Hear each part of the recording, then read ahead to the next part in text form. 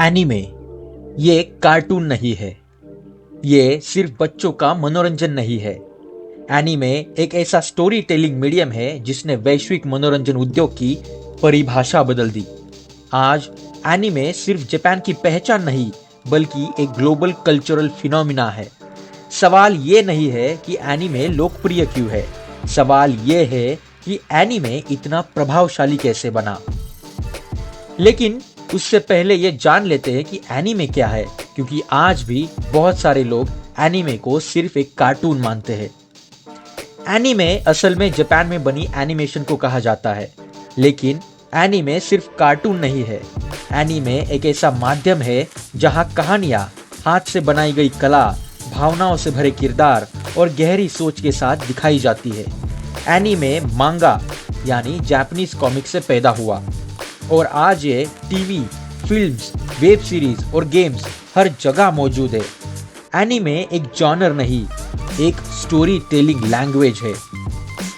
अब समझते हैं कि एनीमे ने एनिमेशन को बच्चों की चीज मानने वाली सोच कैसे तोड़ी। 20वीं सदी में पश्चिमी दुनिया एनिमेशन को केवल बच्चों तक सीमित मानती थी। एनीमे ने इस सोच को सीधे चुनौती दी।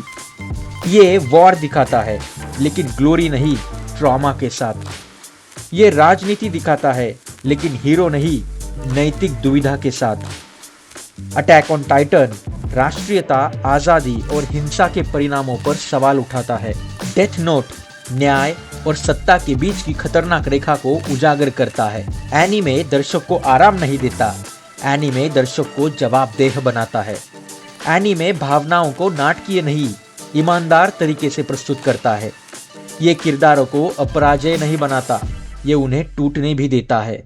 नियॉन जेनेसिस एवेंजेलियन डिप्रेशन और अस्तित्व की चिंता को किसी भी लाइव एक्शन से ज्यादा सटीक दिखाता है। ए साइलेंट वॉइस दिखाता है कि अपराध बोध इंसान को अंदर से कैसे तोड़ देता है।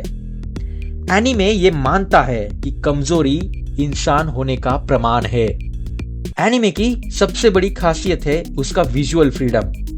लाइव एक्शन वास्तविकता से बंधा होता है, एनीमे नहीं।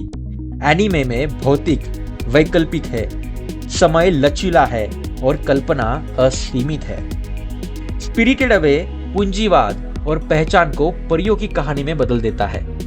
योर नेम ये एनीमे समय, स्मृति और नियति को एक दृश्य अनुभव बना देता है। एनीमे का हर फ्रेम सिर्फ विजुअल नहीं, एक थॉट होता है।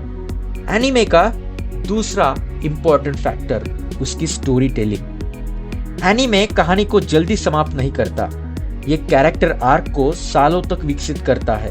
वन पीस 20+ वर्षों तक इसलिए जिंदा रहा क्योंकि यह फ्रीडम को समझता है।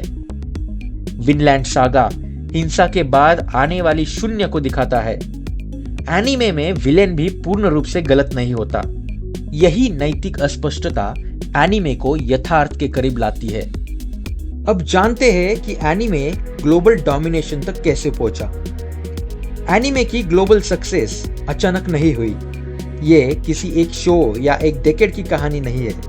ये एक धीमी लेकिन निरंतर कल्चरल जर्नी है। शुरुआत में एनीमे जापान की डोमेस्टिक इंडस्ट्री तक ही सीमित था, जहां ये मांगा पर आधारित लोकल स्टोरीज सुनाने का माध्यम था। लेकिन जैसे जैसे इनकी कहानियों में ह्यूमन स्ट्रगल, नैतिक प्रश्न और इमोशनल ट्रूथ जुड़ती गई, एनीमे की रीच सीमाओं से बाहर जाने लगी। 1990 के दशक में इंटरनेशनल टेलीविजन नेटवर्क्स के जरिए एनीमे पहली बार वेस्टर्न और अदर एशियन कंट्रीज में पहुंचा। ड्रैगन बॉल जी, पोकेमॉन और सेलर मून जैसे शोज सिर्फ एंटरटेनमेंट नहीं बने, वो एक पूरी जनरेशन की शेयर्ड मेमोरी बन गए। इसके बाद इंटरनेट ने एनीमे को भूगोल से फ्री कर दिया। फैन सबटाइटल्स, ऑनलाइन फोरम्स और पायरेसी ने कानूनी या गैर कानूनी तरीकों से एनीमे को वहां पहुंचाया जहां कोई ऑफिशियल डिस्ट्रीब्यूशन नहीं था। जब स्ट्रीमिंग प्लेटफॉर्म्स आए तो उन्होंने उस मौजूद ग्लोबल ऑडियंस को एक लीगल प्लेटफॉर्म दे दिया। एनीमे अब निश नहीं रहा, वो मेन स्ट्रीम हो गया। लेकिन टेक्नोलॉजी अकेली वजह नहीं थी। एनीमे इसलिए ग्लोबल बना क्योंकि इसकी कहानियाँ लोकल होते हुए भी यूनिवर्सल थी।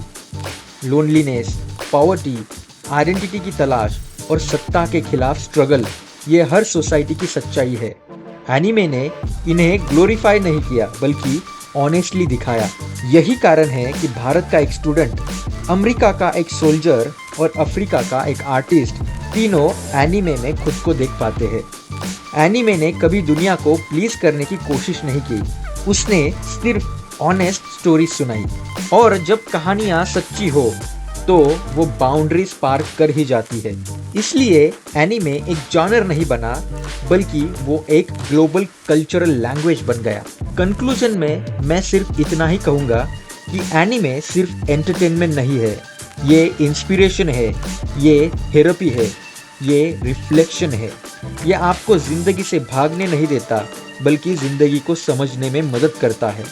एनीमे इसलिए बेस्ट है क्योंकि ये इंसान को कमज़ोर भी दिखाता है और मजबूत भी बनाता है। इसलिए मैं कहता हूँ कि एनीमे सिर्फ देखा नहीं जाता, एनीमे जिया भी जाता है।